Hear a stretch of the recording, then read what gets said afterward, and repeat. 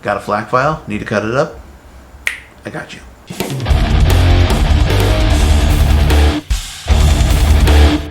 So there's a few little tasks that are easily overlooked because you don't do them every day. But when you need to do them, it becomes very important. And the project we're going to do today, the little video I'm going to make for you today, is about using a Q file to cut a FLAC album. So kind of rewind the clock a bit. A lot of people archived CDs into a Q and FLAC combination where the audio is one big long file and the Q file would point out the separations. A lot of people like this because some of the earlier audio formats, when you cut a track, it might cut it a little weird. And so like early MP3s, if you had an album that was gapless in playback and had that little weird cut, then there would be this awkward cut between the tracks. So purists leaned on the Q and MP3 format, and eventually when FLAC became more popular, it became Q and FLAC. So I stumbled upon a FLAC album in that Q and FLAC, and I had to remember how to chop it up into individual FLAC tracks so that it can be more compatible with the music players like the one on my phone and some of the one on my I don't know if the one on my desktop would take the Q file. It might, I don't know. I didn't bother finding out because I cut it up and I'll show you how to do it right here. So I was on the prowl for some new music to add to my collection, and I found if I type in full FLAC album and then the site command archive.org, I was able to find FLAC albums. Again, I do not know the legality where you live, but here we are. So this is the Black Sabbath discography. So I'm going to go into show all, and they have everything laid out in folders here. So I'm going to go Black Sabbath.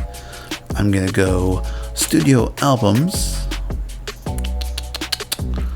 and Paranoid. Paranoid, of course, is the album that has Iron Man on it. So I'm presented here. We have a FLAC file, we have an MP3 file, and we have a flac.q file. What you really need is the FLAC and Q file. So copy location. I'm going to go to my folder that I have set up for this. W, get that file right there. And we get that file too. It's going to take a second to download. It's a 224 megabyte file. This is the image of the CD. So it's going to take a few seconds. But we got that coming down the pipe.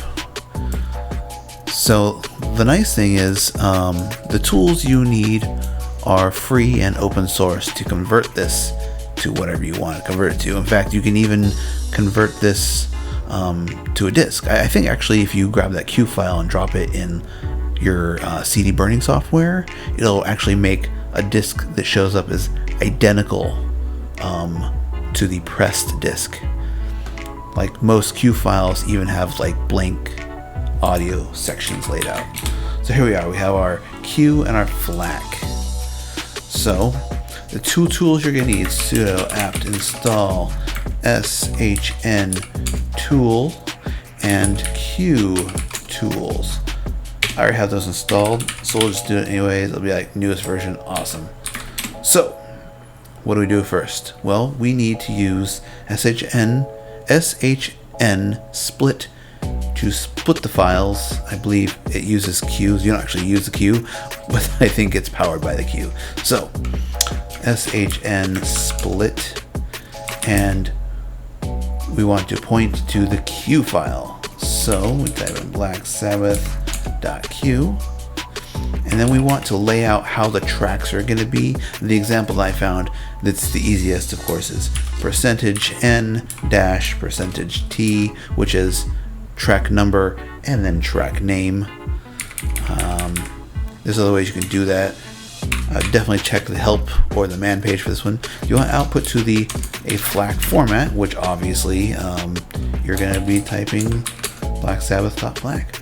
And this is the best part. You just hit the button and it scrapes the Q file to generate the individual audio files. This is a relatively short album, but you'll see, boom, there we go. Track 0 is a gap. How great is that? That's where there is no music. On a disc, I think the original CD disc, it would actually have a bit of space there that shows up as pre-packed track 1. So now as we have the individual tracks, we of course can RM Black Sabbath star, and all we're left with is the FLAC files that you can tag and you can convert. I don't think these have any tags in them by default. Let's see, MPV 04 Iron Man. There's no tags in these, so you have to tag them. But that's for another video. Okay, so I'm going to keep making these little tiny videos about solving little everyday problems under Linux.